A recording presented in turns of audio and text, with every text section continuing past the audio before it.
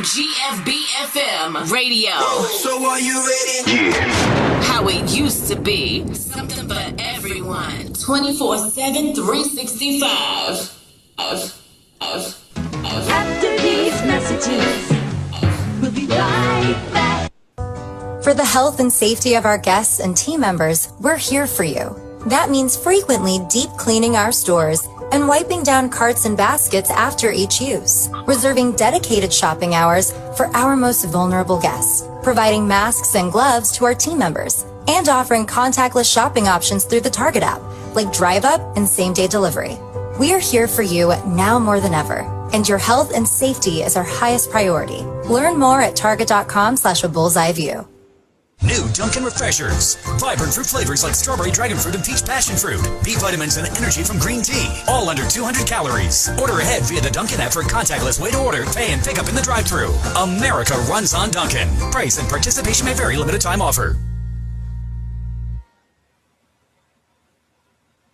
Amazon is hiring near you. Earn a competitive wage and start as soon as 7 days. No resume or experience required. Health and safety are a top priority with all of Amazon's roles and sites. Amazon is taking precautions in their buildings to keep people healthy. Go to amazon.com/apply. That's amazon.com/apply. Amazon is an equal opportunity employer. Hey everybody, it's your girl, Shelly Show Williams, Philly's Oprah, host and executive producer of Single on a Saturday Night. And guess what? I've teamed up with DJ Kid Disco. He is the king of the podcast, and we have Zoom Your Podcast Masterclass. Have you ever wanted to start a podcast, learn how to be a Zoom professional, throw a virtual party? Now is the perfect time to learn all about it in Zoom Your Podcast. Go to ShellyShowWilliams.com or go to Instagram at ShellyShowWilliams or at DJ Kid Disco. DM us. Find out more information. This class is a must-take class. Hey everybody, it's Shelly Show Williams, Philly's Oprah, executive producer of Urban Expressions, Single on a Saturday Night, but I am a business, social media, and media coach. And if you're looking to show up on social media with a purpose, I have a course for you. Have you been struggling as an entrepreneur trying to figure out how to get people to engage, how to get people to buy, how to get people just to see you on social media? I have just the course for you. Please go to ShellyShowWilliams.com to find out more.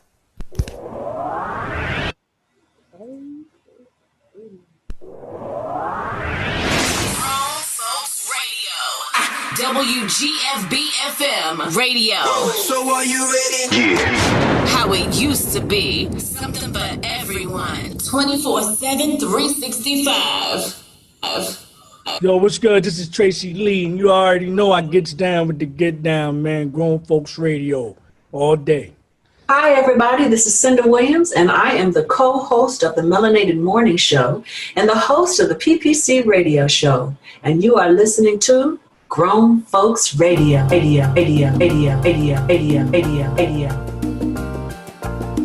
PPC, PPC, PPC, yeah.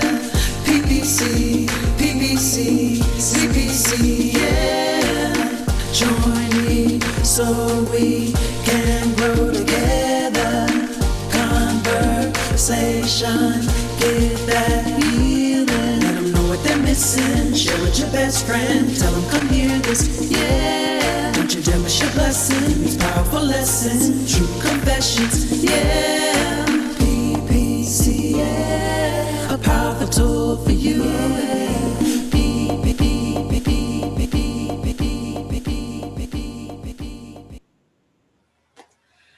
Good afternoon, everybody.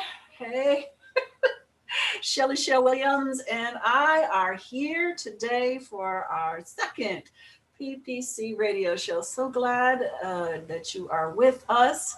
And before I go on, I want to say that, I don't know what you call it, intro song or whatever, was written by, the music was written by Dr. William E. Smith. And my friend Evan Lee and I put the lyrics together. He did most of the work, and he produced the song, and we sang the song. So I really love it. It's one of those songs that just sticks with me. How you doing, Shelly? I am doing fabulous. I'm excited to be here. It's a great time. I'm just happy Well, you look because good. it's PPC, PPC. Yes, yes. So I'm excited because today we're going to introduce a member of our team, of our families, his friend. He goes by CJ Juliana's, aka Craig Engel, and he is a friend of mine that has been a true help to me in many ways. He's a very creative mind, wonderful director, and actor himself, but he's also a financial whiz. Okay, he's been dealing with finances and helping people with finances for the last 10 years. For the last 8 years, he has traveled from coast to coast, teaching the essentials of personal finance, from how to invest, behavioral finance, and how to handle a mortgage, to Social Security, estate planning, how to create real, enduring wealth. He has done so much. I'm not going to say more about him because I'm going to let you meet him and let him tell us more about himself. He is going to be a crucial part of our show because this is a self-help platform, meaning helping our mind, body, soul. But I don't know about you, but I need to learn about how to help myself financially also, especially as folks of color. We weren't taught certain things. Some of us were, but a lot of us, including me, were not taught about these things. And I don't think it's ever too late to start. So DJ Kid Disco, who is in the black, thanks to DJ Kid Disco for production. Can you please bring on Craig Engel, aka CJ Leonis? Here he comes.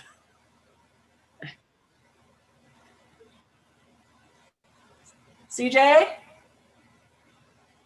I get that on? Hey, yo. Hi.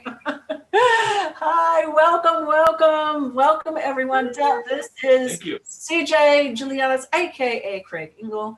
And that's that right? Is that how you say it? Craig Engel? Craig Engel? Yep, that's yeah, fine. Engel, yeah. Engel. It means angel in German. It also means young prince. But I go by Craig J. Engel. I use my middle initial just to make me sound like I might know what I'm talking about. Well, please, I've told everyone that you're going to be a crucial part of our show. We really, along with self-help, we also have to help ourselves financially in this world. And you are our resident therapist, financial therapist. Great.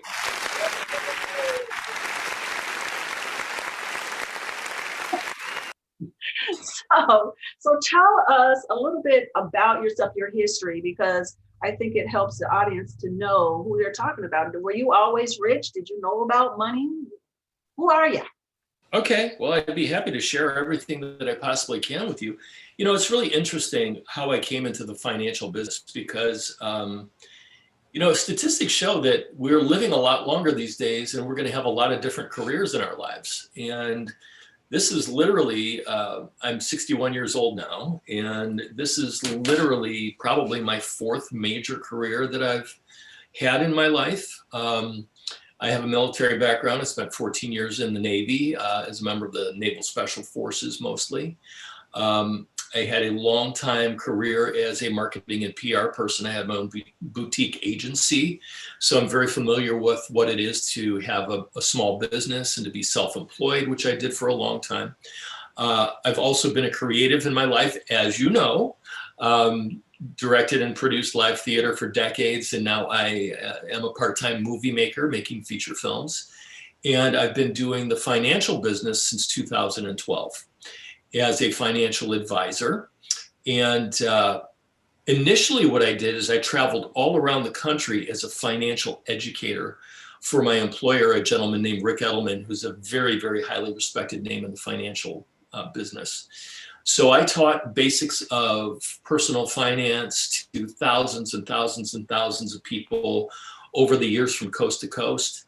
And all of my advice that I give is based on a fiduciary standard, meaning everything that I say is going to be in the best interest of anybody that I talk to. I've always felt that if I give education to folks and I give them the options that they need on how to make their lives better financially, that if they do fine, I'll do fine. And that's the attitude that I go with everything that I do. And I'm really excited to be talking to your listeners about their financial situations and how they can better their lives. Because frankly, a lot of freedom that we can have in this life comes from financial freedom. And while it's true that money doesn't buy happiness, what having a little bit of money does, it allows you to have better problems. And that's what we really want to look at, is what do we do to change our lives and create situations where what we do is literally in our best interest, our family's best interest.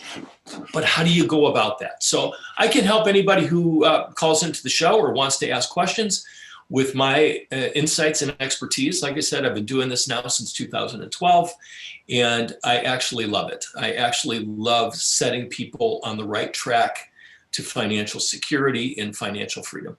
Does that sum it up? Yeah, that's great. Hey, Shelly, you got any questions for him? I sure do. Like, I'm like, all right, look, can I get my turn? Like, I'm ready. I'm jumping in. Listen, I have a bunch of questions, but I want to start with the first question. I was speaking to someone the other day, and I mentioned that if I ever got another house, I would rather keep this house. And I wanted to take the home. Is it home equity, or is it best to get a home equity loan or refinance? And someone said, no, you never do that. Don't do home equity. Don't do this. So I want you to tell me, because, you know, those wannabes out there that think they know stuff, I'd rather talk to you. Yeah, well, thank you for that. I actually have an entire philosophy on how to handle homeownership. And honestly, handling homeownership, you're taking notes. Yes, I'm getting my notes. I'm serious. This is a serious question. I've really been pondering this home equity thing. It truly is. Now, you know what's really interesting, and this is for you and your listeners. Handling a mortgage the right way is one of the best ways for the average person to accumulate wealth in their life. But it's really incumbent on the mortgage holder or the homeowner to do things the right way. Because if you make a mistake with it, it can cost you dearly. So when we talk about financial planning, it's not just about how do you grow your money over time. It's not always about how do you handle your investments, but it's a complete holistic approach to what you're doing. So one of the big things that we all need to think about when it comes to finance is flexibility, right?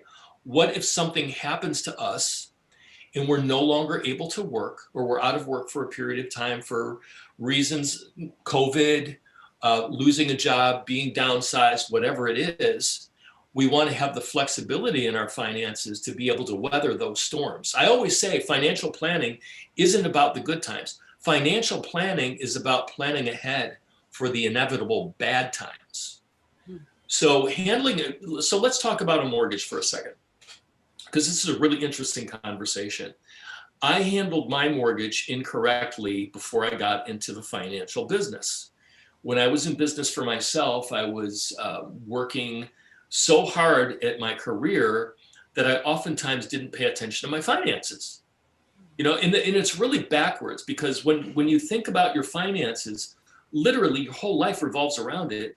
But most people spend more time planning their vacation to Disney than they spend planning for their retirement or for their goal setting.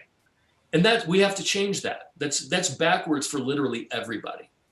So when it comes to handling your house, is your house paid off? No, I wish it was, but Okay. no. Do you have a 30-year mortgage or a 15-year mortgage? 30-year mortgage. Okay. Do you ever send in extra money every month to pay it off early? No. Matter of fact, I've had to put stuff on the back end many times as an entrepreneur. I've had to say I don't have it, and they've had to put money on the back end. Like, all right, we'll give you a break and we'll put it on the back. We'll give you a break and put it on the back. Just like COVID, they gave me a break, and they didn't say you don't have to pay it. We'll put it on the back. It just gets delayed. That's all. Yeah, it's just a delay of a whole lot of money. Exactly. What is your interest rate on your house? 4%. Okay. So when you start paying your mortgage again, and once you start paying it consistently, there are interest rates out there that are about 2.25%. And if you're able to refinance your house at 2.25% versus 4%, that would be hundreds of dollars a month that you can save. So that is something to consider. If you're on a forbearance plan with your mortgage right now, they're not going to allow you to refinance. But once you start paying on it again consistently, I think with my bank, if you pay 3 months after your forbearance on time, they will talk to you about doing a refinance. And the last time I refinanced my own house, the house that I'm doing this podcast in, I went from about 4% down to 3%, and it saved me $350 a month by saving 1%. So in your situation, depending on what you owe on your mortgage, saving 2% could result in an enormous amount of money. And then when you get that money in savings that you're just giving to the bank anyway, you're just giving it away, really, in a form of interest. If you get to keep that money, there's all kinds of things that you can do with that money. You can establish a rainy day fund for yourself, which everybody needs. You know, the roof start leaking, you don't have to put it on a credit card. You've got the money saved to do it, right? These are all really important things. If you don't have an IRA going or a SEP IRA where you're saving for retirement, the money that you just saved on your mortgage, that put it right into your retirement savings. That's money you never had anyway. So if you put it into retirement for your future, it's not like you're not going to miss it. You never had it to begin with. You were paying it in the form of interest. So let's talk a little bit about why it's so important to have a 30-year mortgage on your house. We want everybody in the house that you live in to have a 30-year mortgage. Now, why is that? Can anybody answer? Come on, take a swag at it. Anybody know what a swag is? No. Scientific wild ass guess. Take a swag at why everybody who lives in a home lives in the home that they live in should have a 30-year mortgage. To spread the money, to spread the payments out, to pay less per month. Ding, ding, ding, ding, ding. That is one of them, right? Because first of all, if you have a 15-year mortgage, let's call it a 15-year mortgage on $225,000 at 4%. You're going to be paying probably about $2,400 a month. You take that same amount of money and you put it over a 30-year mortgage, your mortgage payment might be $1,700 a month. Is that a lot of money, folks? Mm-hmm. The difference? What's the difference? The difference is a lot of money, right? Mm-hmm. Would you rather be locked in and obligated to pay $2,400 a month or $1,700 a month? $1,700. Right. That's a no-brainer, right? So just for everybody who's listening, be like a lawyer. Always know the answer to the question before you ask it. So I already knew what you were going to say. You'd rather pay $1,700 a month than $2,400 a month. Why? Because it gives you flexibility, right? If you lost your job, you definitely would be rather paying $1,700 a month over $2,400 a month. Or you'd rather be paying $1,000 a month instead of $1,500 a month. It's all about financial flexibility. Now, here's another thing with having a mortgage on your house that's very important.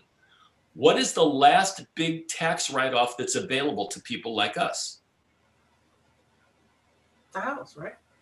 Your house. Why? Okay, because you get to write off the interest. Right. You pay to the mortgage company. It's the last big interest deduction that's available on your income tax return. A few decades ago, you used to be able to deduct interest on your credit cards and on your automobile. They took all that away. Mm-hmm. The only thing that's left for taxpayers to get a big write-off is your interest that you pay on your mortgage. Now, today's rules are Any house that you own under $750,000, if your mortgage is under $750,000, you can write off all that interest. So for instance, if you pay $10,000 in interest on your home and you're in the 20% tax bracket, well, guess what? You get to deduct $2,000 of that right off the top that you don't pay taxes on. Is that huge? Yes, it is. It absolutely is. So by not paying the interest on those taxes, that's another $2,000 that you can have in your budget to pay off debts, to start investing, to start putting into your 401k plan, your IRA, your SEP IRA, whatever it is, and create wealth for yourself in the future. The great equalizer that we all have is creating some sort of nest egg for ourselves so we can take care of ourselves and live the life that we want in the future. This is something we all have to be very, very cognizant of. Now, there's one more big point I want to make. This is huge. We want everybody to have a 30-year mortgage, but we want you to handle it like you have a 15-year mortgage. Here's the difference.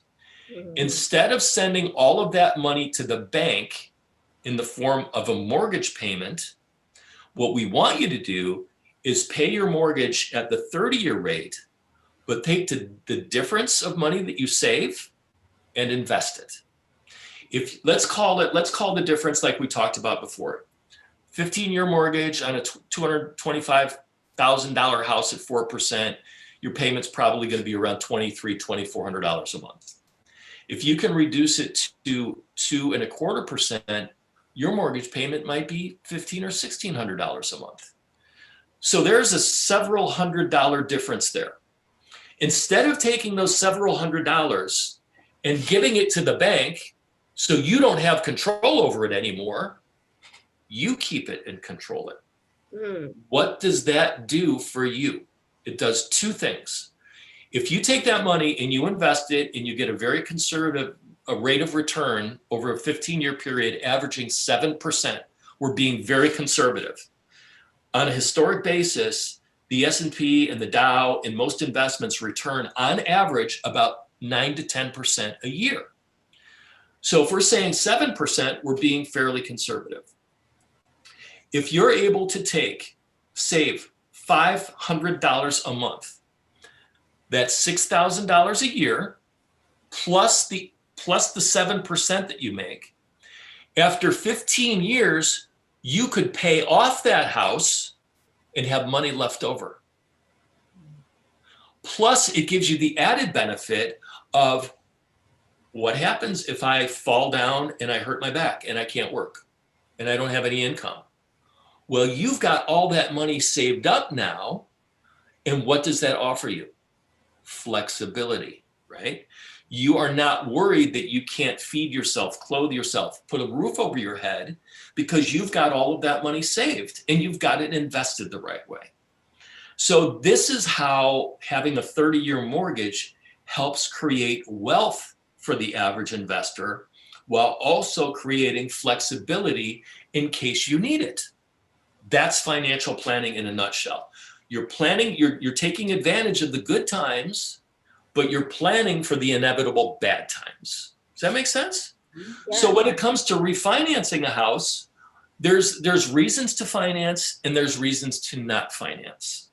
So what are you talking about when you said you were talking to somebody about refinancing a house or doing whatever? Well, I was doing refinances versus home equity because I wanted to know whether I should take out the equity now because I need money. Plain and simple. We're in a time that we need money. So I wanted to know if I should do the home equity or the refinance, because if I do the home equity, then I can get a bulk of money, right? Right? No? Well, it really depends on your financial situation, right? Because banks, like anybody else, they look at risk. They want to make sure they can get their money paid back, right? So just because you apply for a home equity line of credit or try to do a refi, you're probably not going to be able to do it if you're on a forbearance plan. Right? So that's an issue right there. Banks are in the business of having their money paid back with interest.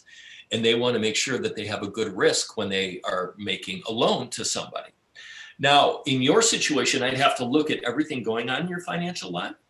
But once you make your mortgage payments again, and you're able to refinance, you might want to refinance at the current value of your house and take out the equity at a very low interest rate, because honestly, today's interest rates, if you get interest at 2.25%, that's almost free money. It really is. So depending on what your debts are, and I don't know, but if you've got a lot of high interest credit card debt, or well, this is for all your listeners. If you've got high credit card debt, you want to get rid of it, because you're basically throwing money away, right? So many credit cards, they charge 15, 20, 25% interest. And if you're carrying a huge balance, you're not paying down that balance, you're paying the interest first. So you want to get that stuff taken care of. But if you want to refinance your house when you are back on your feet and you're making those payments again, and you want to take out you could take out some equity of that house. Let's say your house is, let's say you owe $150,000 on your house, just as a hypothetical. But your house is now worth $250,000. Well, you could refinance at $200,000, keep some equity in your house, but also take some money out to do what you need to do. And if you get a lower interest rate, chances are your payment might even be a wash, where it's not really costing you a lot extra.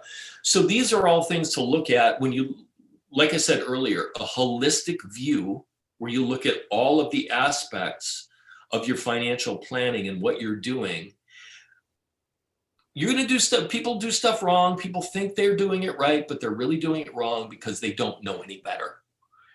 And looking at everything, how all the parts need to do this. They all need to fit together. You can't plan this thing absent of this thing. They all are interconnected, So for instance, I was talking to somebody once, I was doing a financial education seminar, and she said, I've got $5,000 saved in my anything fund. I've got a rainy day fund for money that I've got, in case I need to put a new transmission in my car or that water heater goes out or whatever. But I also have a play fund. And I was like, oh, a play fund. What are you doing with the play fund? Well, I take that money and, I see things in the stock market maybe I want to buy and, speculate a little bit. I've got play money. And I was like, oh, that's nice. How much credit card debt are you carrying? She goes, I'm carrying about $10,000 in credit card debt. I was like, why? Why are you doing that? You've got $5,000 to play with. Pay off your credit card if you can. Well, she goes, but then I won't have that money anymore. I go, it's already not your money. It's not your money. That money belongs to the credit card company because you're sending them interest payments every month. That's just pure profit that goes into their pocket. Would you rather keep that money or would you rather give it away? Exactly. Be a lawyer again, right? Yeah.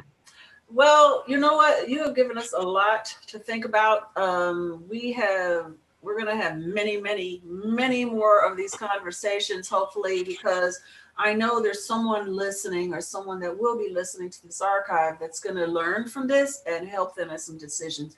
You're going to stay with us throughout the show.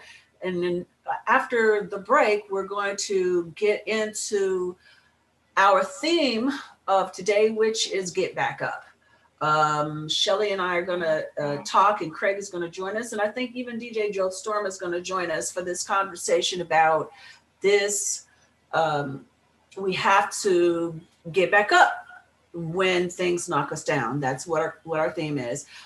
So Craig, I think right now, why don't you give the audience that's listening your information before we go to break, so they know how to contact you if they need any help.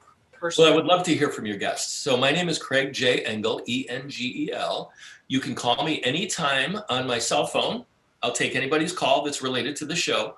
If I don't pick up, leave a message, obviously. I'm at 219-333-1460. Again, that's 219-333-1460. And I am a regional personal financial specialist with Allstate. I handle all of Northwest Indiana and Chicago and Arizona as well. And you can reach me on my business email at Craig Engel, CraigEngel @ allstate.com. All right. Thank you so much. All right. Let's go to break. We'll see you guys after. Okay. Thank you. Grown Folks Radio. WGFB-FM Radio. So are you ready?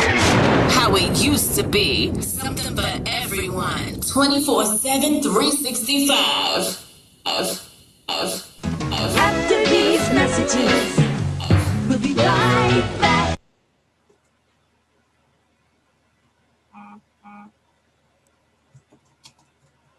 Are we allowed to talk during the break? Yeah, Yeah. know, because we're still Facebook live on here. Facebook. We're still live, so just as long as you realize you don't have to get personal, but it's kind of like them seeing us behind the scenes. Oh, is that what it is? Yeah, Okay. yeah. All right. Well, I wouldn't want to say anything untoward. Somehow I don't think you would anyway. Oh, I'm fully capable, believe me.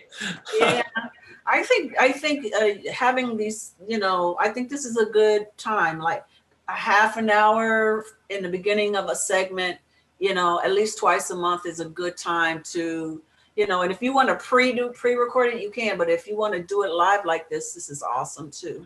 And I'd rather do it live. It's just more immediate, and I'm pretty good with talking, so it doesn't. And I know the subject matter inside and out, so I'm not going to flub anything. Exactly. Yeah, and it wouldn't matter if you did.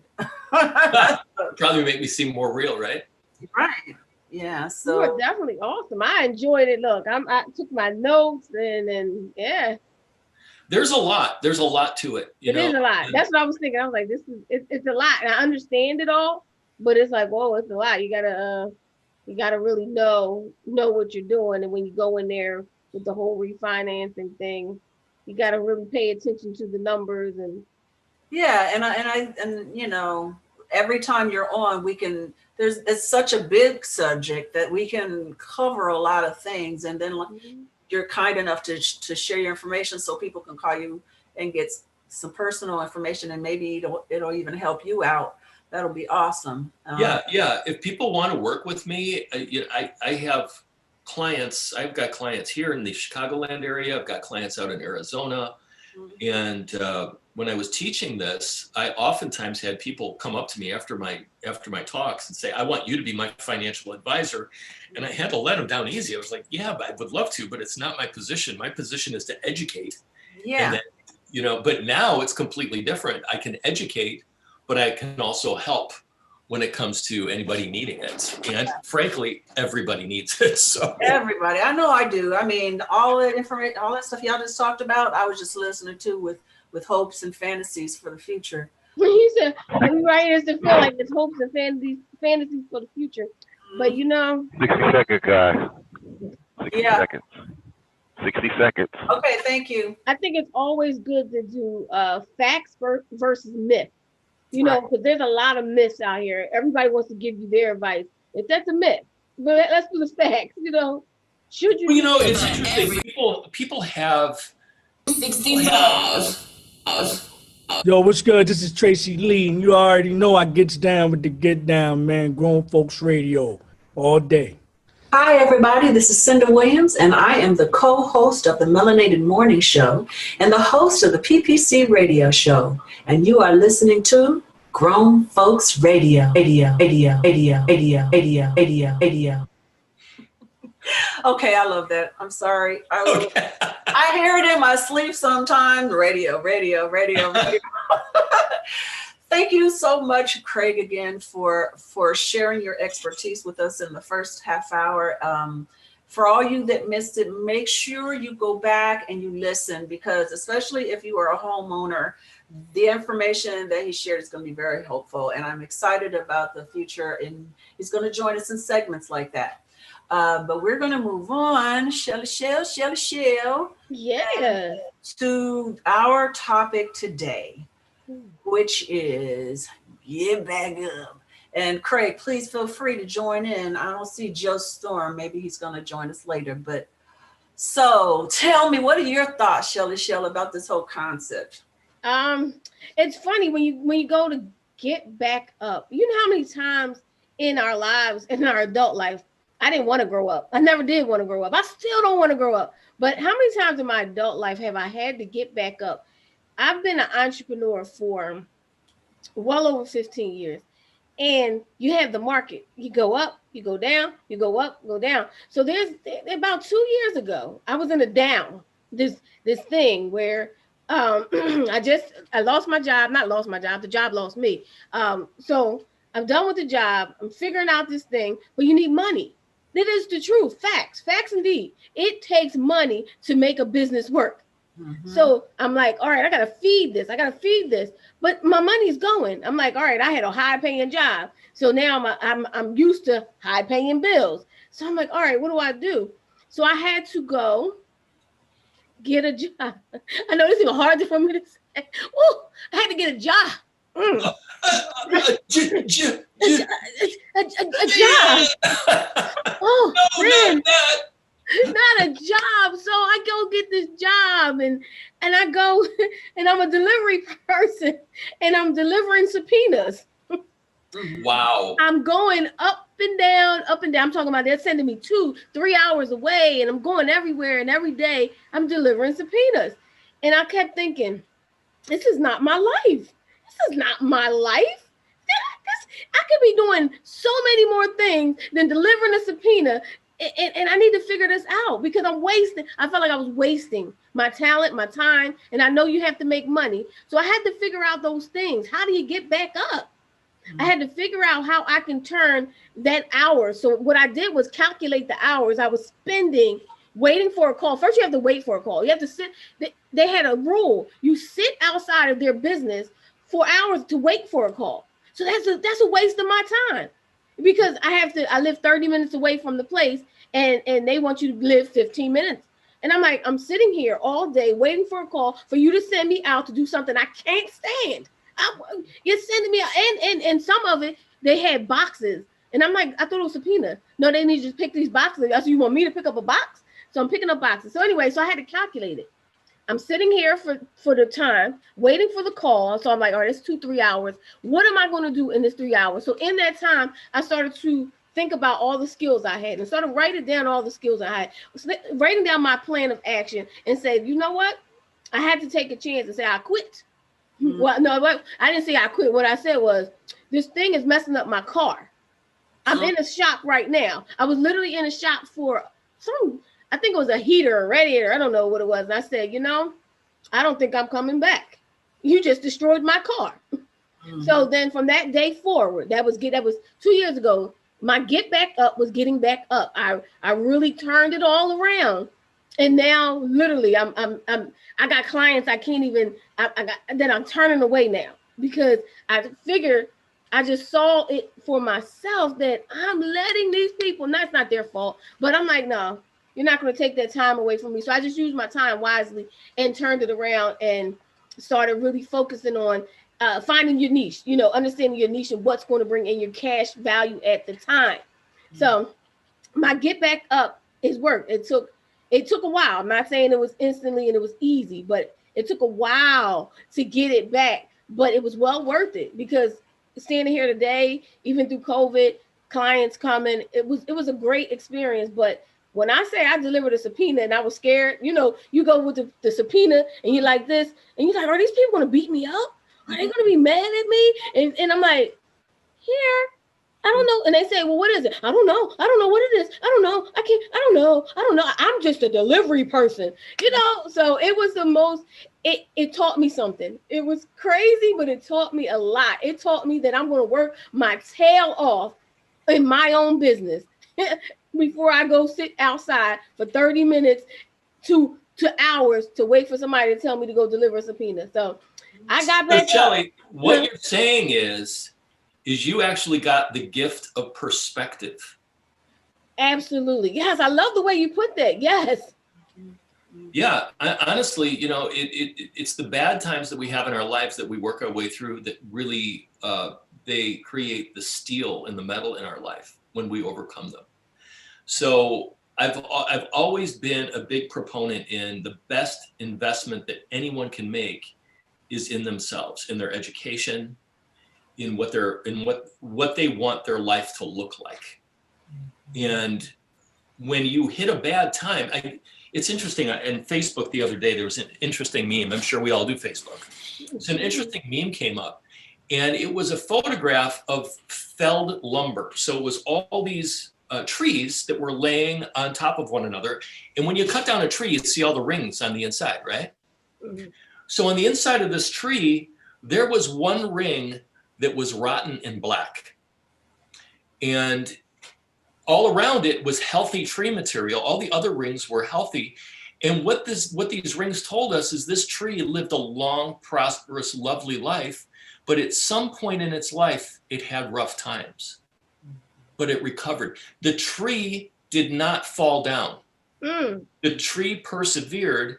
And we always say, everybody's entitled to fall, but whether you fall down or whether you fall forward is up to you.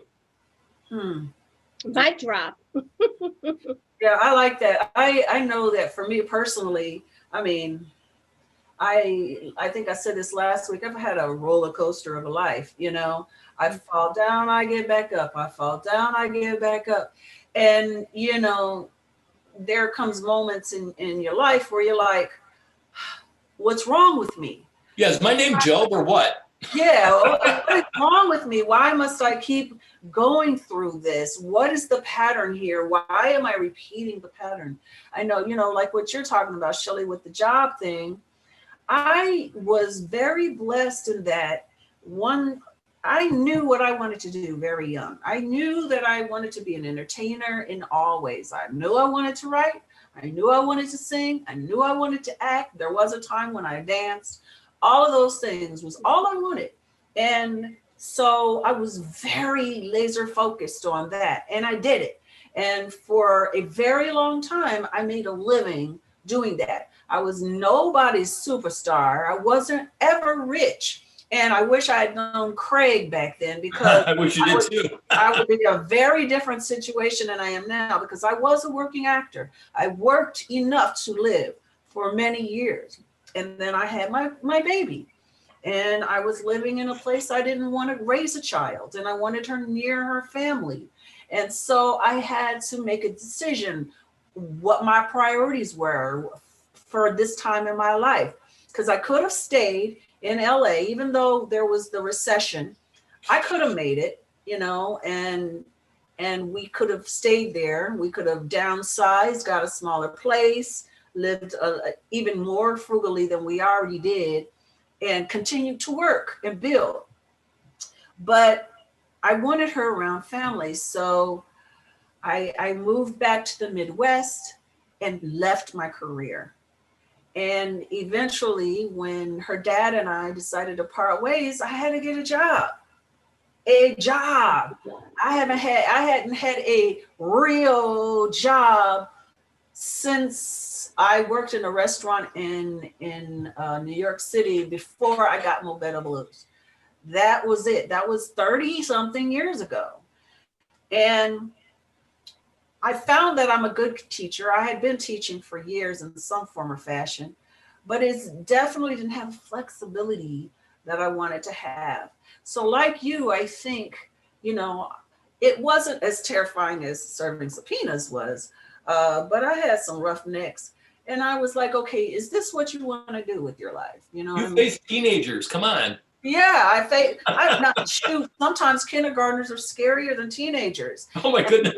I faced them all, and I loved working with them to a point. But I knew that this wasn't the lifestyle that I wanted, and though it was going to be difficult considering my age, he can come on after the break.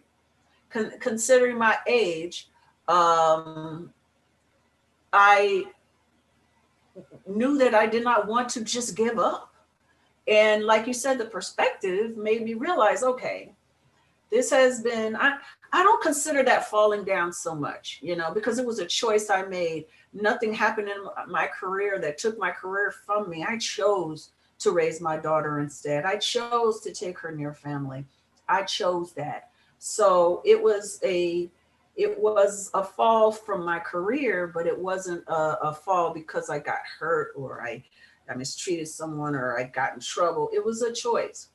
but it And was you did a wonderful job with your daughter too. I know her, and we're all very proud of you and her. Thank you. Thank you. And I don't regret it, but now, you know, I'm over 50 and in a career that respects and loves youth.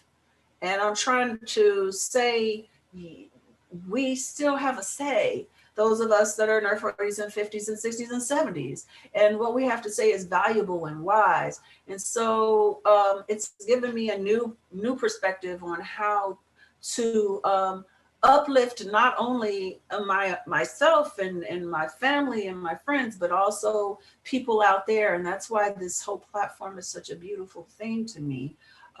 It's a blessing. But I know rising up from personal trauma can be even more difficult than any kind of fall in a career. Because I mean, you could be a billionaire, own you know, tons of stuff, and be miserable in your personal life. I'm thinking of one person who could be that. Exactly. Exactly. You can. Who could that be? I don't know. But we have a perfect illustration, multiple illustrations. Our president is only one. You know, there are many. I wasn't talking about the president. I was talking about me. Oh, okay. Sorry, I assumed. President? Do we even have one of those? Come on. Yeah, but I think sometimes it's more difficult, no matter, you know, how things on the exterior look, to rise back up when you have a fall of something else. You know, it's nothing harder, I think, than when life shows you that things are not always as you thought they were. You know, I had an experience, and I've written about it recently. It's going to be in a new book coming out in the spring. I'll share it when it's time. Yes, I'm in an anthology. But I had an experience where I fell. Boy, oh boy, did I fall. And I had always been the one in my family to always be okay. I was always okay. I was the oldest. You know, if there were fights and arguments, I was the mediator. I was the sane one. I could talk to people without ruffling their feathers and maybe, you know, be a benefit to them. I could talk to them. I could love them if they needed help, you know, with my finances, which was part of my downfall with my finances. I gave my money to my family and friends, whoever needed, instead of investing it into myself, which could have helped them more. I just didn't know. And I was the good one. I was the smart one. I mean, we all were great in our ways, but I was the one that everyone could count on for the drama to not ever get too crazy. Well, the drama got crazy, okay?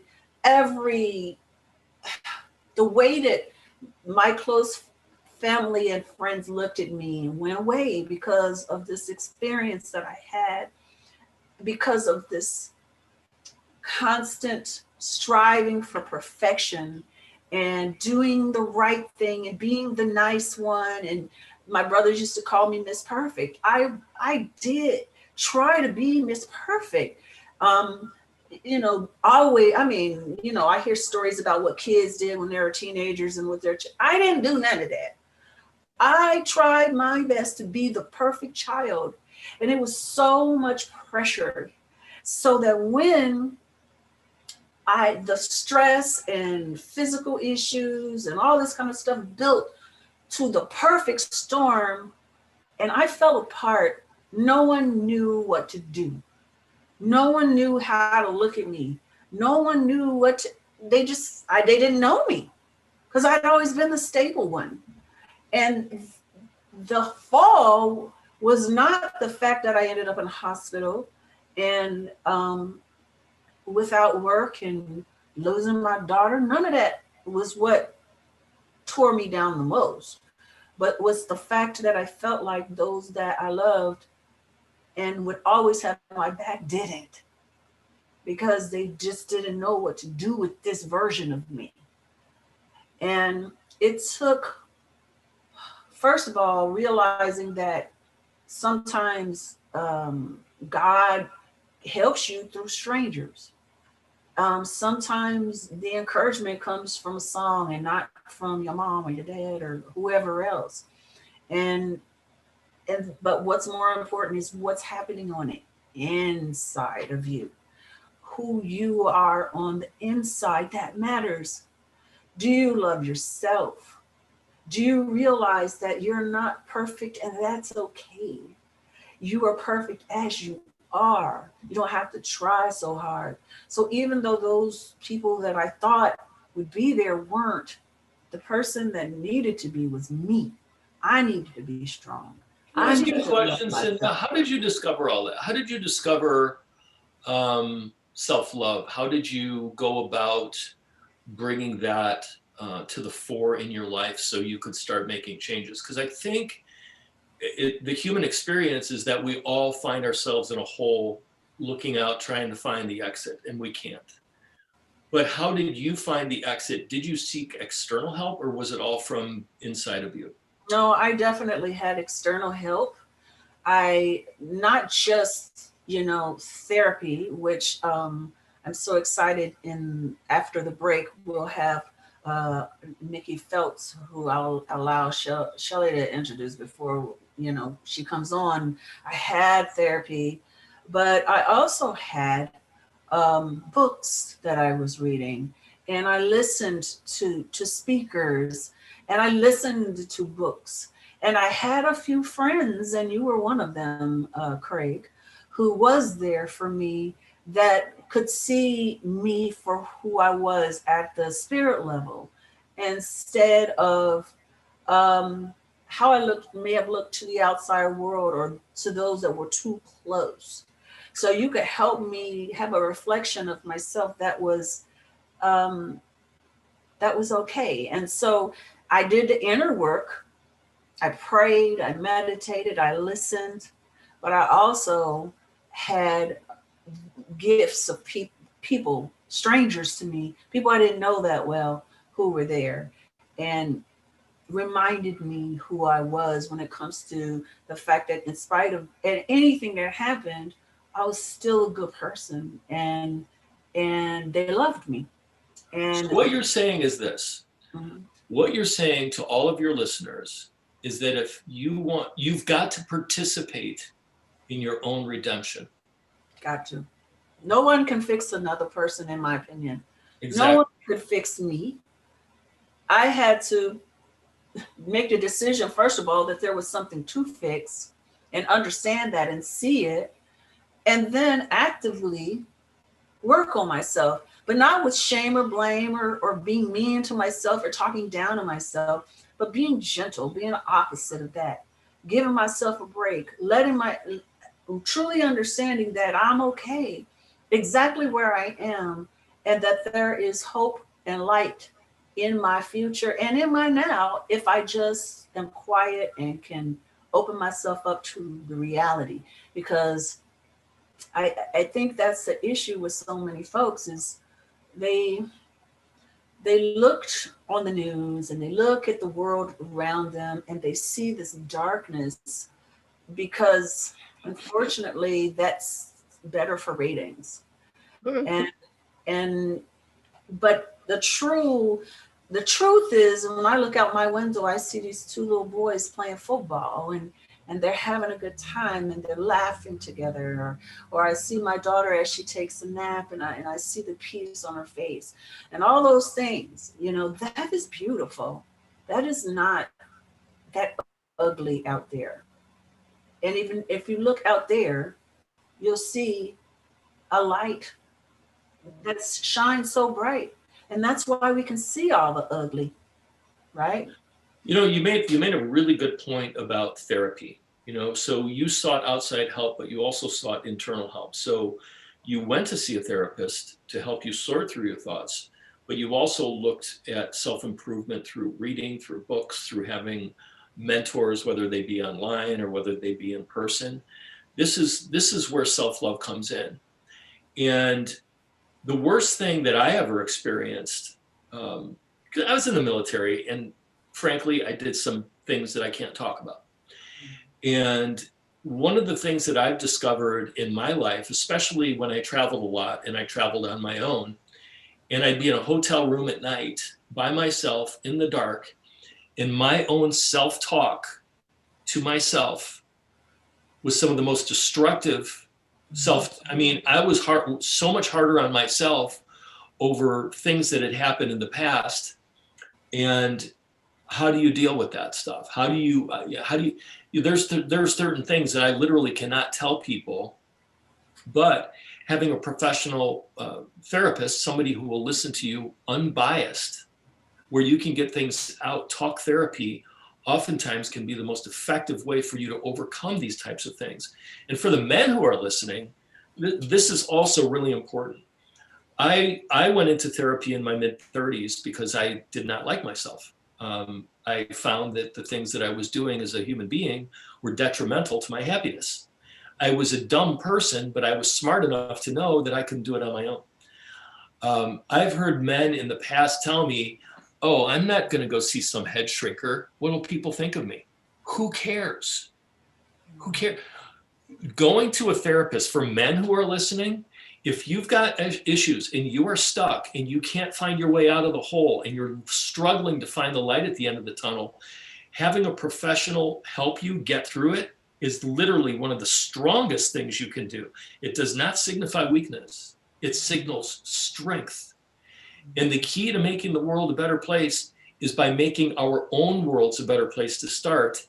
And then we can start doing it for others once we discover that love within ourselves. You got to stand up before you can put your hand out to help someone else stand up. Truly. And I think that's where many of us are right now, realizing that.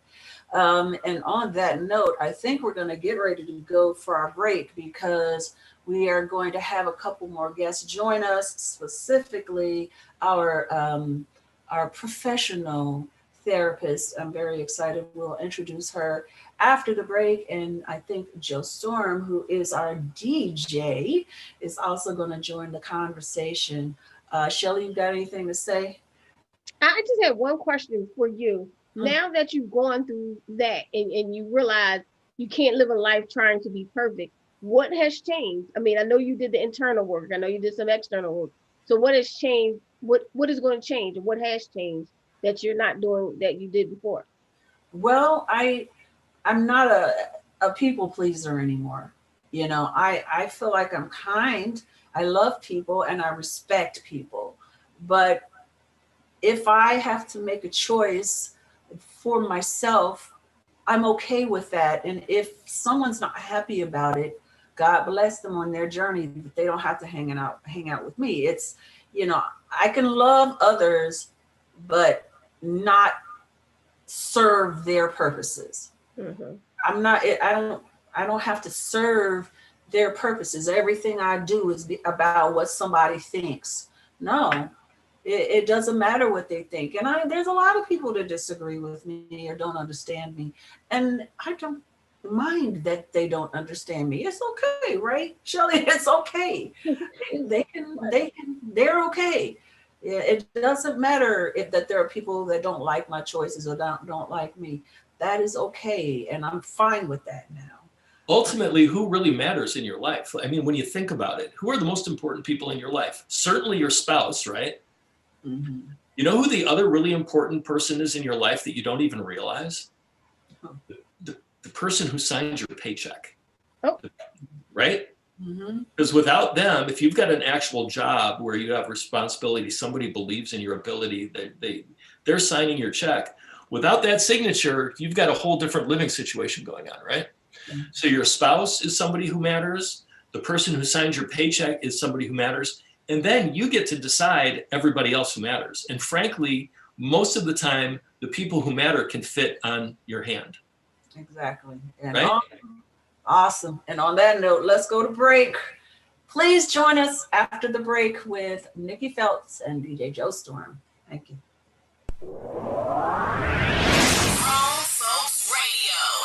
WGFB FM radio.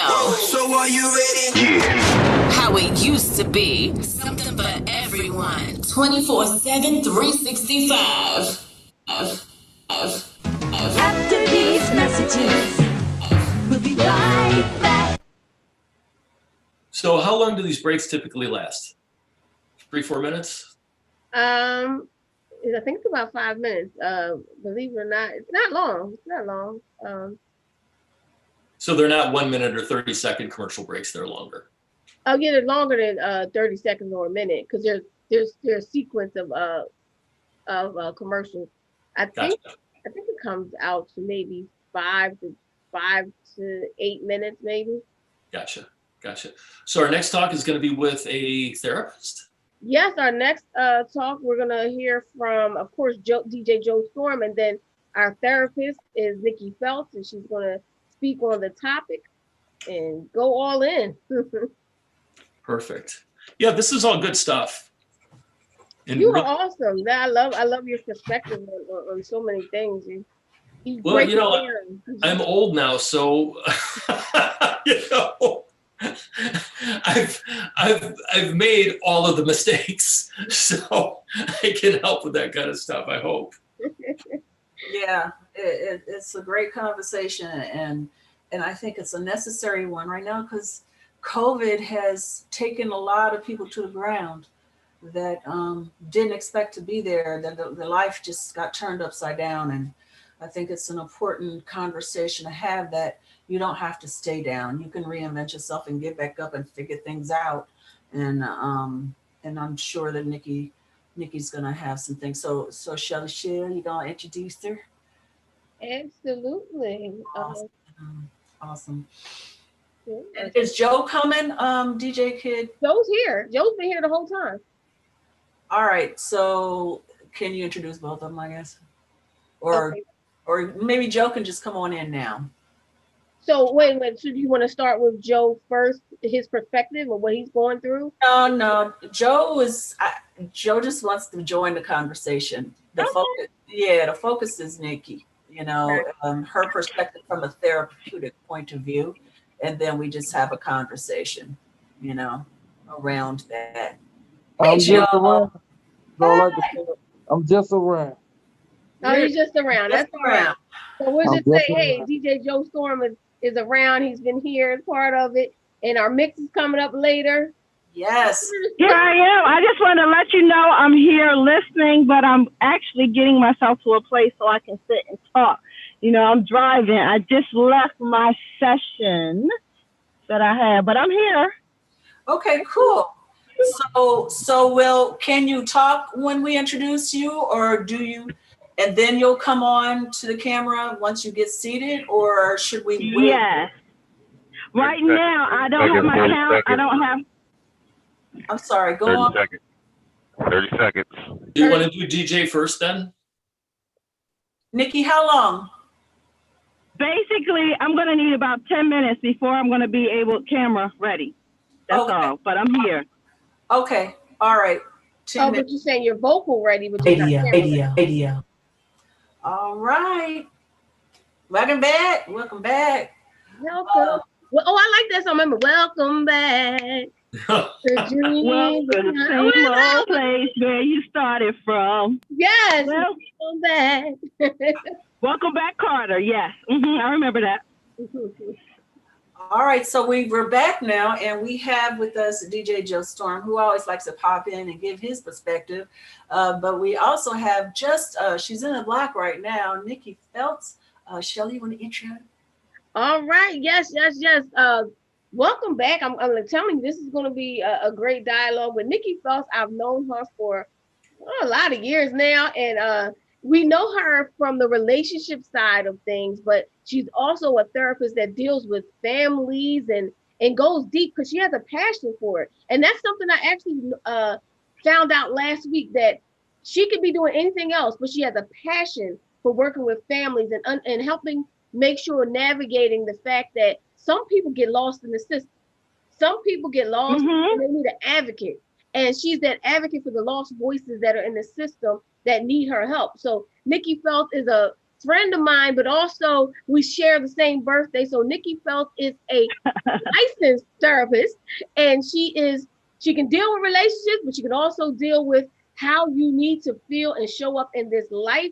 Are you ready, Nikki Phelps, or do you need a couple more minutes? Like I said, I'm in a position where I can talk right now. Because of COVID, we are multitasking and we're all learning how to do new things. Again, I got myself all pretty in case I was going to be on camera, but you know, of course, right now I'm not ready, but I'm here. Well, you sound very pretty. You said you do sound pretty, darling. You sure do. But I really want to. So Nikki, we've been talking about getting back up, you know, when life knocks you down from a financial perspective, from a business perspective, from a personal life perspective, that whole concept of getting up when life or your actions or the world or circumstances knock you down. What's your thoughts on that? Okay, my thoughts on that is you can talk to a lot of people that can tell you what you should be doing or how you should be doing it or what works for them. But a lot of people think that you can go from depression to happiness in maybe a day or two. And I'm here to tell you that sometimes it takes a little longer than that. So I like to work with families, and we start with baby steps. And again, the first thing we have to talk about is, what is it that's actually causing you problems or stress? Because most people are only dealing with the symptoms, but they never sat down to think about what the root causes are. And a lot of people only address the symptoms, and that's why it never goes away. That's the first thing that we have to identify. The second thing is, once we identify it, again, you just don't go from depressed to happy overnight. There are things you have to do in order to change your mindset. Because if you don't change your mind, nothing ever changes. You know, Nikki, it's interesting that you say that.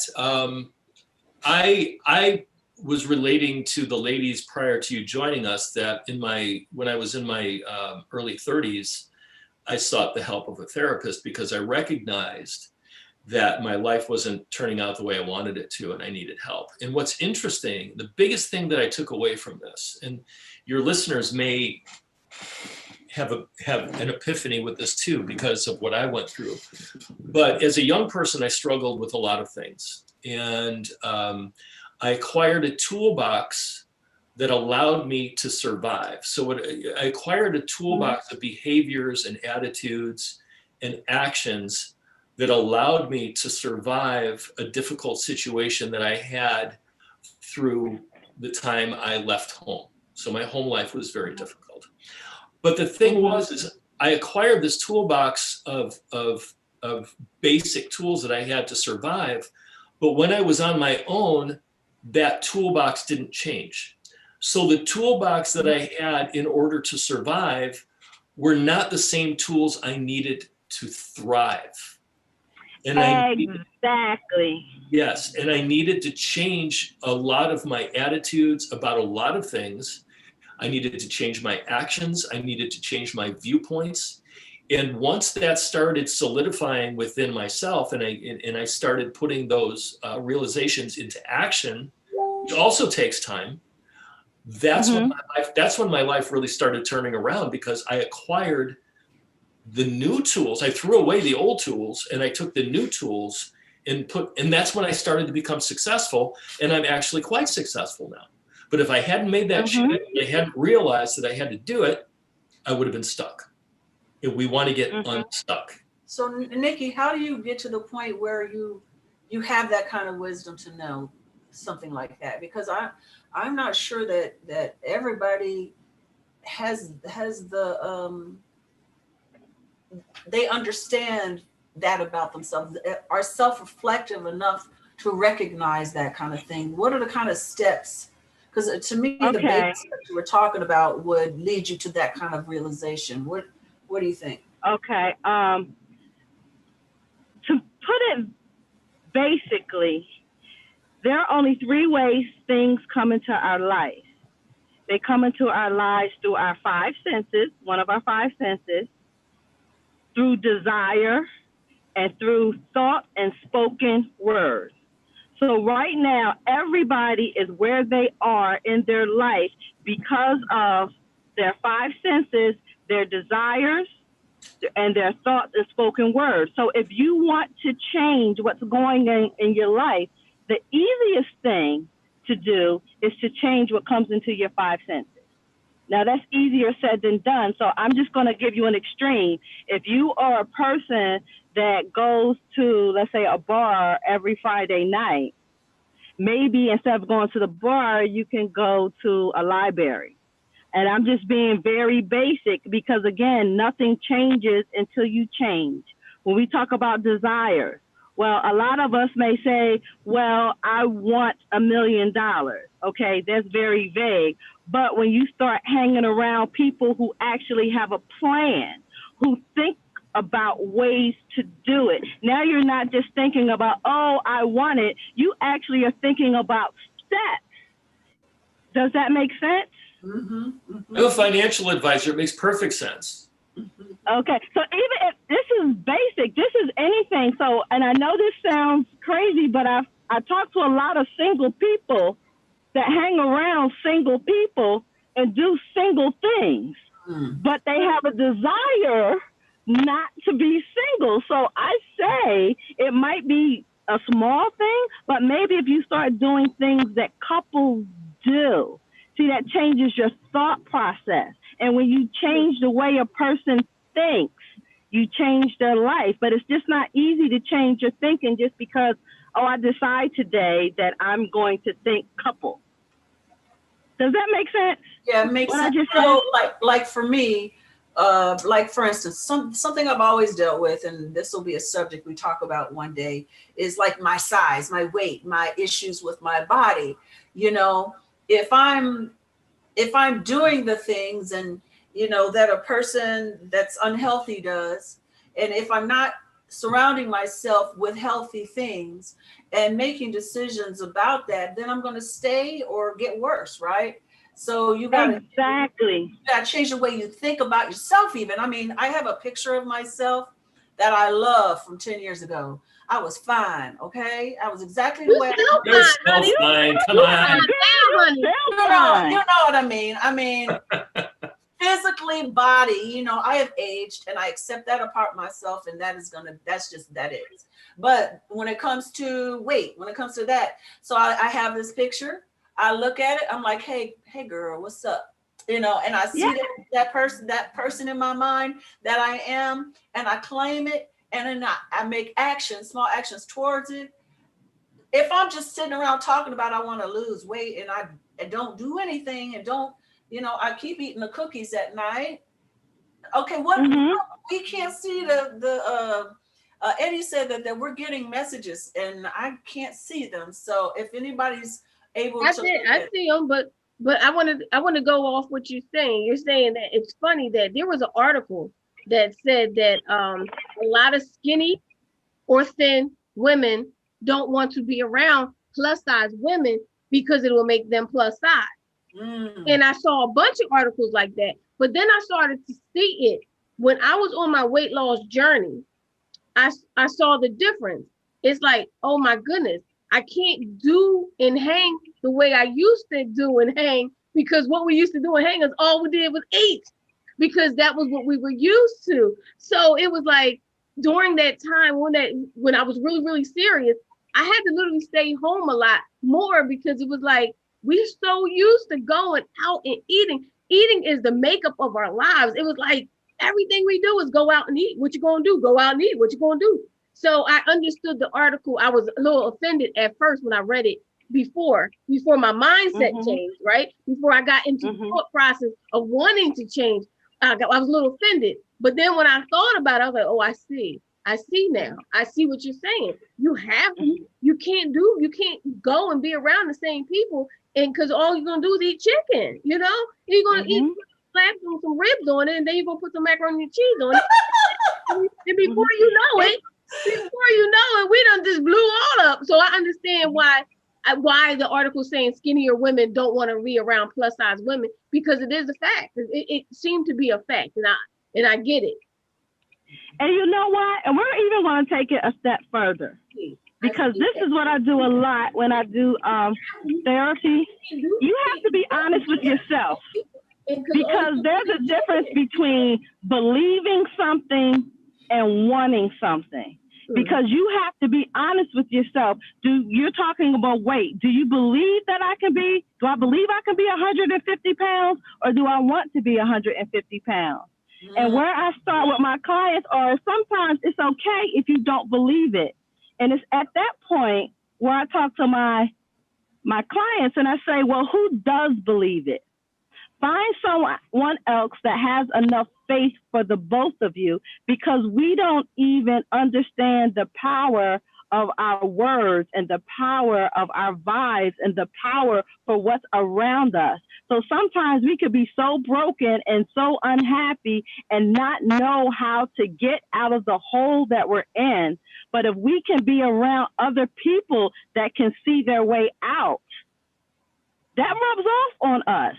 It does. That's why the whole premise comes in for group therapy. Sometimes group therapy is good for those individuals that can't, but most people lie to themselves and say, oh, I got this. It's not that bad. I believe that this can happen, but they really don't. Can I interject on something? This is interesting. So my wife and Cinda are very good friends.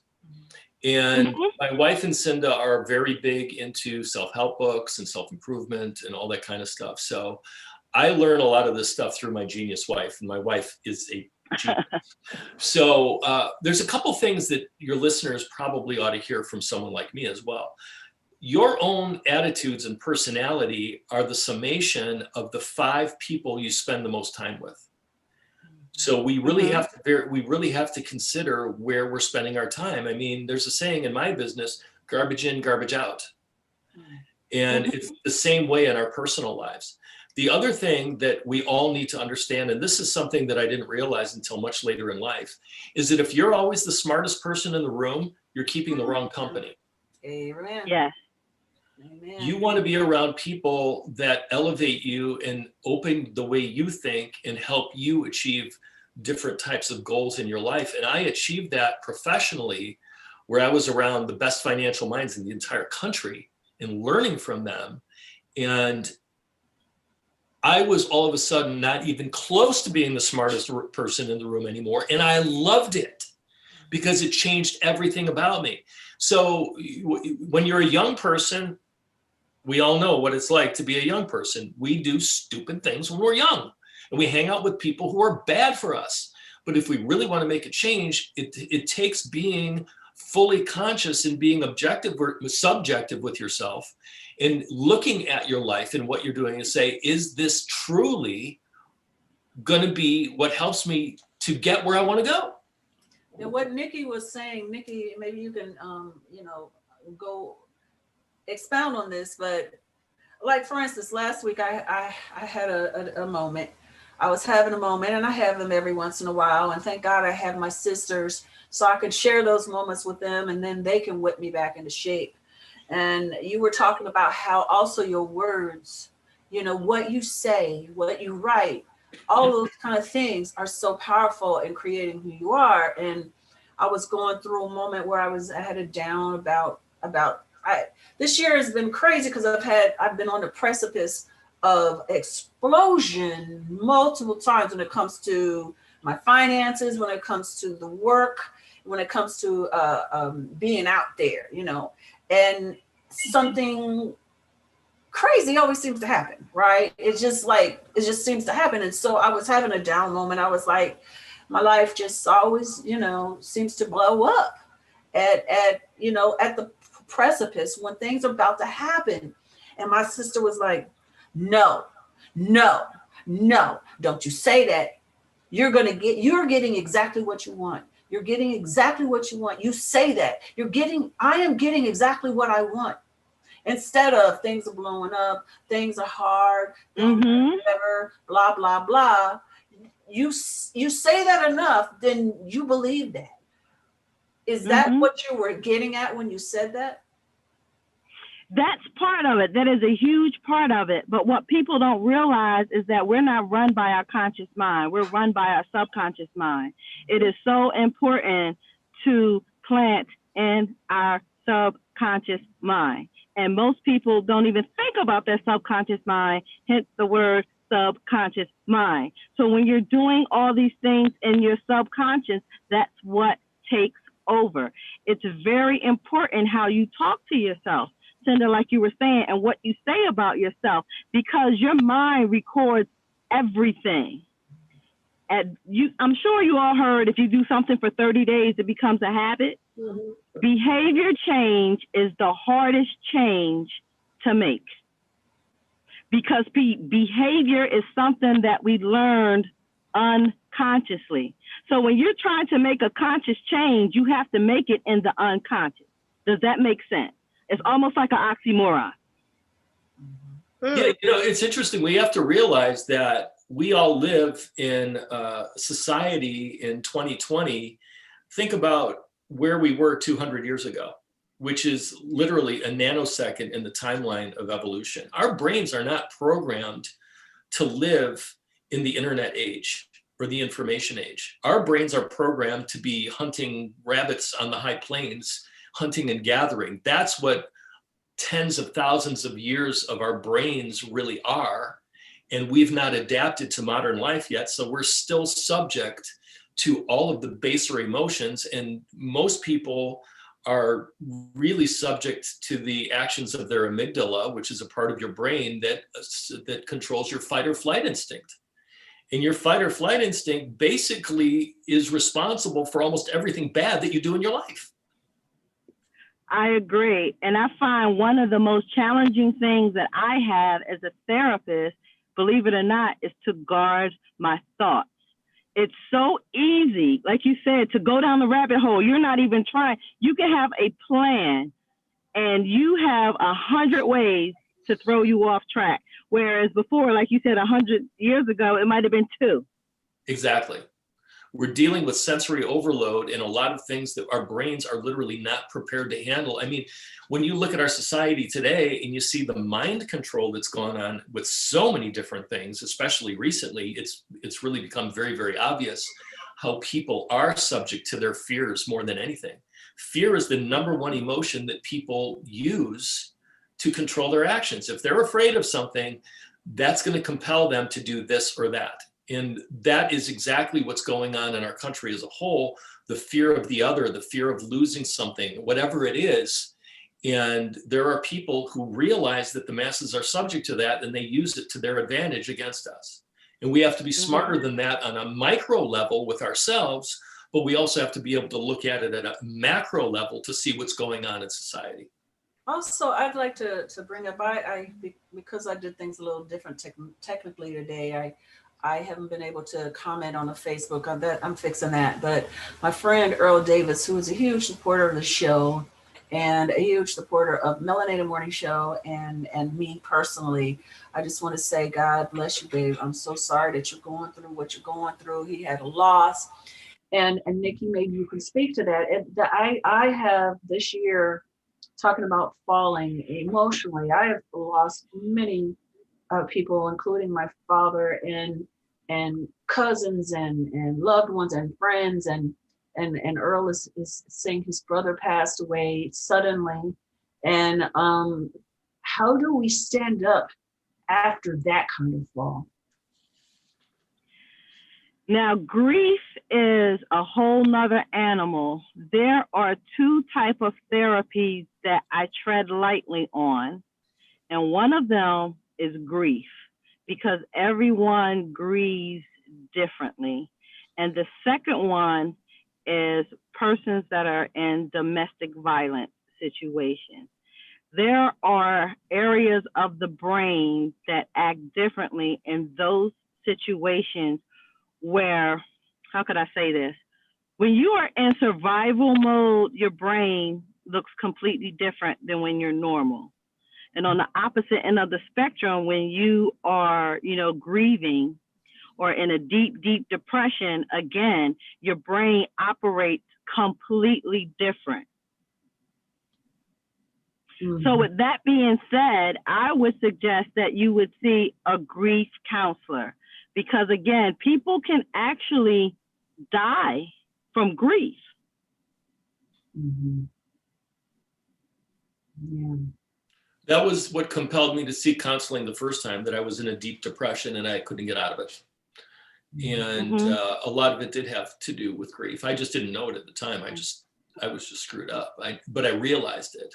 And because a lot of times when you're in grief, you can't even, what's the word I want to look at? Absorb. Remember I talked about being around other people that can believe for you when you can't believe for yourself?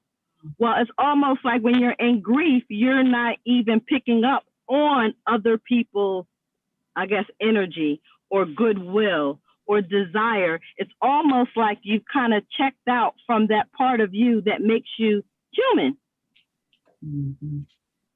Not saying that you're suicidal, not saying that you want to kill yourself, but kind of, I don't even want to live.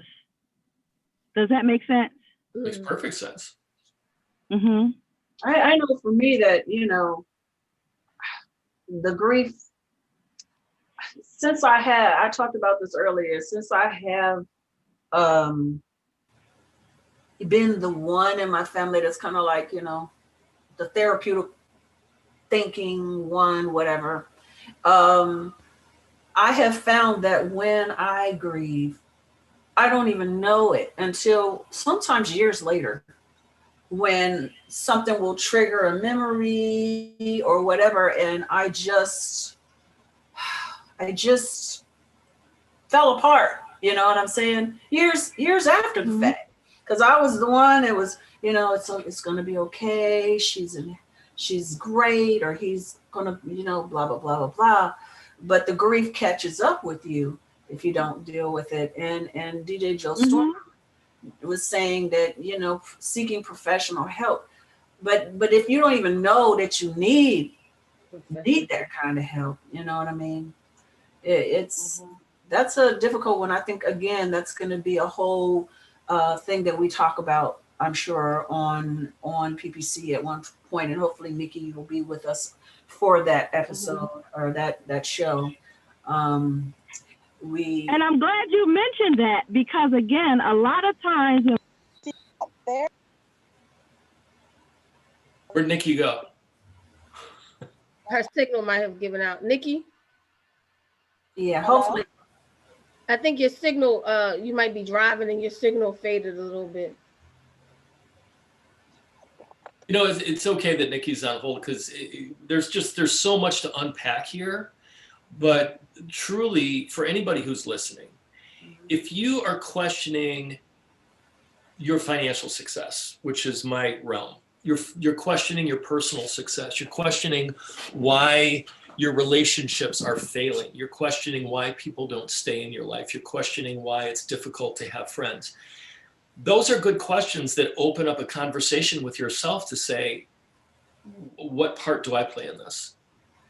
And what can I do to change my reality? Because ultimately, it really lands on all of our shoulders to do it. But we have to be conscious enough to recognize that there may be things in our life that are causing our unhappiness, and in many cases, it's ourselves. And then when we seek professional help, or we do what Cinda does with self-help books, or listening to mentors and listening to podcasts, things like that, and internalizing those messages, it becomes very powerful in people's lives. That's the catalyst for change. But you have to be willing to look at yourself, not subjectively, which means your own opinion of things. You need to separate yourself and bring yourself outside of yourself and look at your life separately and see it objectively for what it really is. And then that's when the changes are really going to start. I think it's something about, people think you talk to yourself. Sometimes you really do have, it's not crazy to talk to yourself, talking to your inner self. There's moments where, people think, oh, you got confidence. No, there's sometimes I have some real doubt and fear, like something will happen that will shake my confidence. Like I did something and somebody said, oh, that's horrible. And instantly they said it's horrible So I literally stopped doing the project I was working on, thinking it was horrible. And then it was like, yo, you got to start. I had to talk to myself and said, why would you let someone else's opinion make you feel that you can't do something and have you stop right away? So I had to talk to myself. It may seem like you're crazy, but no, you have to internally talk to yourself, and you're talking yourself off the ledge. No, that's not right. That's just one person's opinion. You can do this. And it's almost like you're almost like your only cheerleader in your head. And I feel like that's a great thing to do. It's nothing wrong with talking to yourself internally. Yes, you can do it. That's their opinion. It's not, you're not horrible. That moment, maybe something they didn't like is not your opinion. I thought it looked good. They didn't think so. So I felt like I had to keep talking to myself, and I had to talk myself off of, talk myself off the limb. Get back in the game. You can do it. And I talked myself into the point that yesterday I just went all in and said, I know what I'm doing. Why did I let that person doubt me, but make me doubt? Let me ask you a question. When did you learn that about yourself, though? Because that's usually a hard-earned lesson. I learned that I stop when somebody doubts me. I learned that I have to do better. I cannot allow someone's opinion to make me stop or doubt. Just stop. That was the process. I didn't just stop for me. I stopped for clients too, because I think, oh, I can't move on to a client's work if my work isn't done. So now I have to say, you know what? Let me move anyway. Let me move. Don't let it stop me. And that's what I learned. Like, I didn't realize I had to. The whole thing with talking out loud, talking to yourself, I think we all, as Craig was mentioning earlier, have self-talk. The difference is, are you consciously talking to yourself? Or are you hearing voices of dissent and other people's voices that put you down? And that's what you're repeating to yourself. There's a difference between the two. Yes, everybody has self-talk, but are you talking to yourself in such a way that's going to move you forward instead of backwards? It's going to get you out of the dark place and pull you up off the ground. That's the kind of conversation you got to have with yourself. You got to be your number one cheerleader. And that's what I was talking about in the first half when I said, had this expectation of family picking me up, but I had to pick me up. And I had to use my own words to do it consciously. I think I'm going to say this now. We were supposed to have a break, but I think we only got until 3:45. And so we're not going to take a break. We're going to just finish this conversation. Then we're going to roll out with some DJ Joe Storm. Awesome music. Do you have any thoughts about this? Speaking of DJ Joe Storm, do you have any thoughts you want to share? Not really. I'm just sitting here listening. Basically, what I gotta say is that I wrote in the comments, had a similar situation as far as required me to get back up. I lost my mother and sister tragically in different times of my life, and I was forced to actually pick up and move on. But I did seek professional help to actually be able to cope and deal with the situation. Booyah. Mm-hmm. All right. Huh? Booyah. That's awesome. Booyah.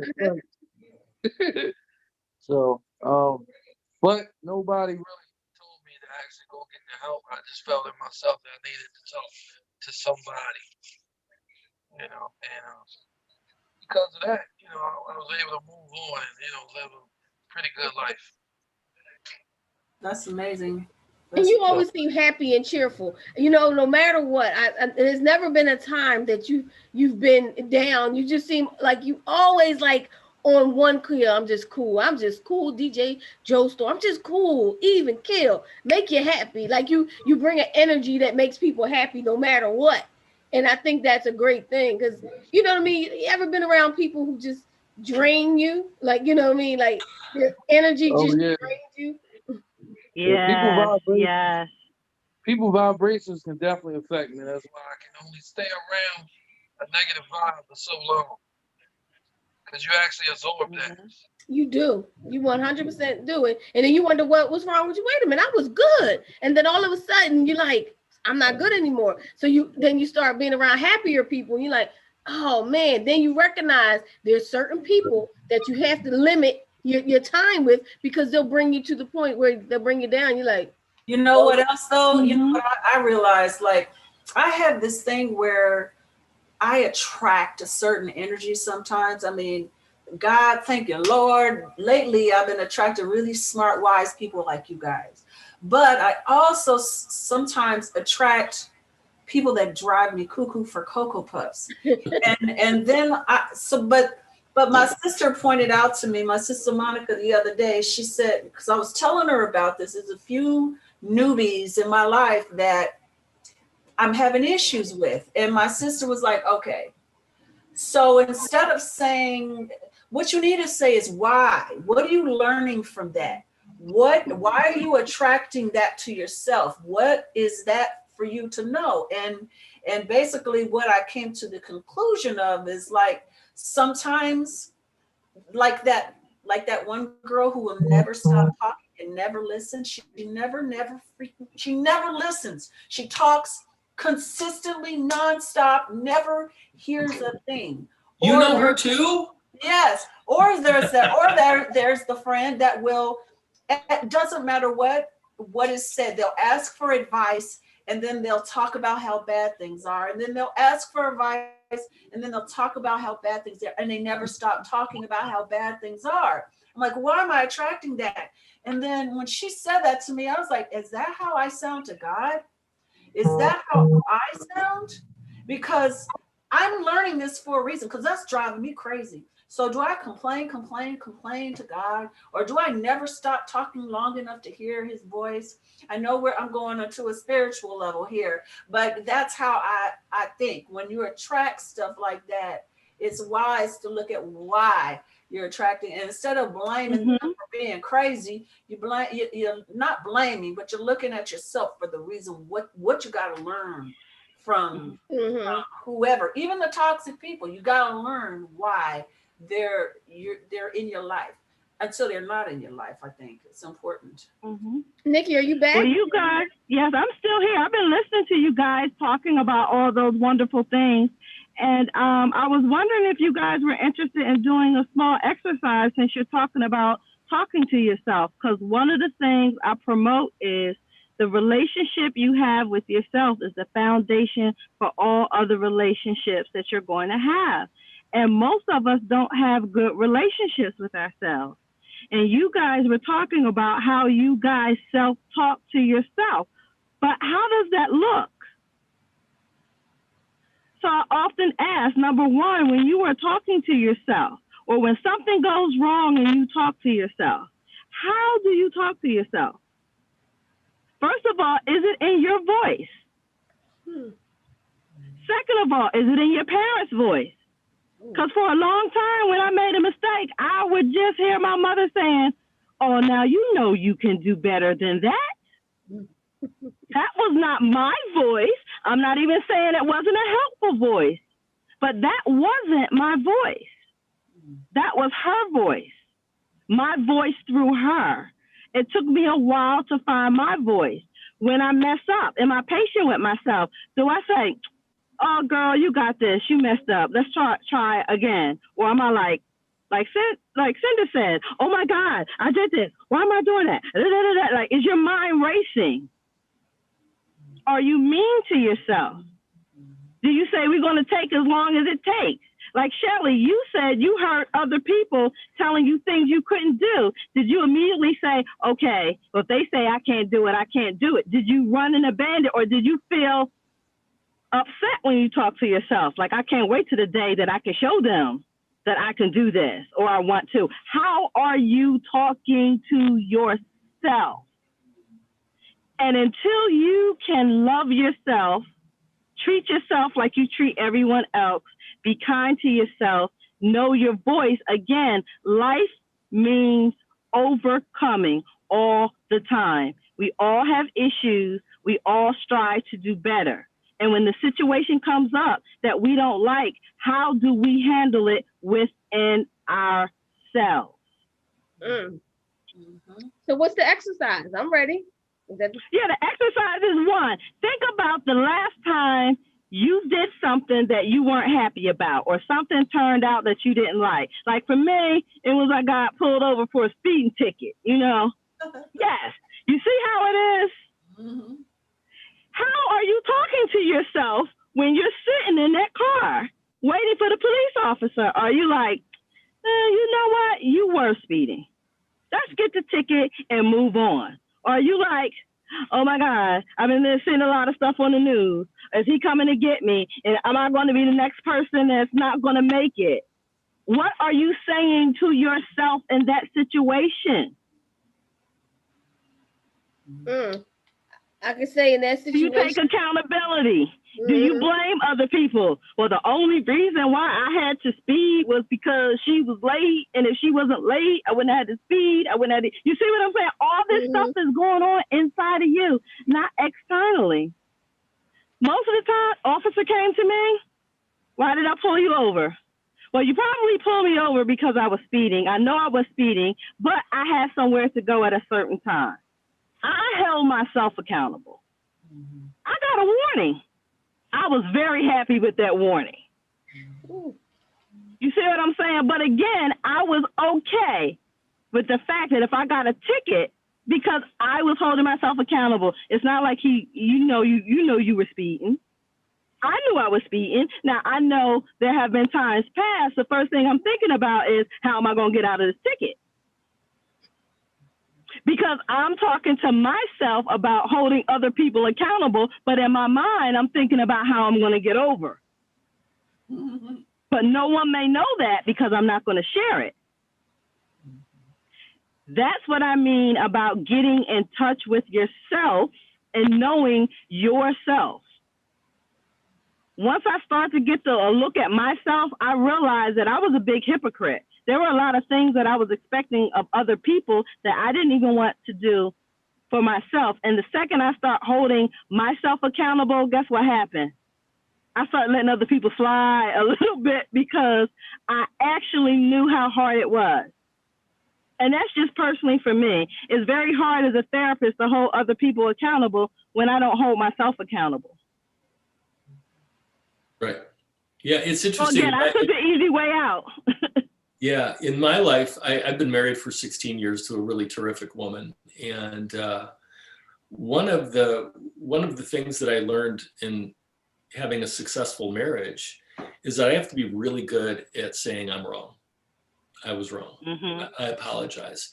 A lot of people, their ego will not allow them to say I was wrong, or to allow them a moment of weakness, or to say that I can do better. And that same talk that I have with my wife is the same talk that I say to myself, where it's like, okay, that happened, do better. Acknowledge what it is, own it, admit it, and move on. If I have to talk about it with my spouse, then I will. But admitting and also being humble is also another really big one. It's difficult. I'm 61 years old now. It's a lot more easy for me to be humble at age 61 than it was for me to do at age 31 or 41. That wisdom comes with age. But the thing is if we can impart our knowledge on people who are interested in it, they can pick up from it and learn from it and improve their own lives.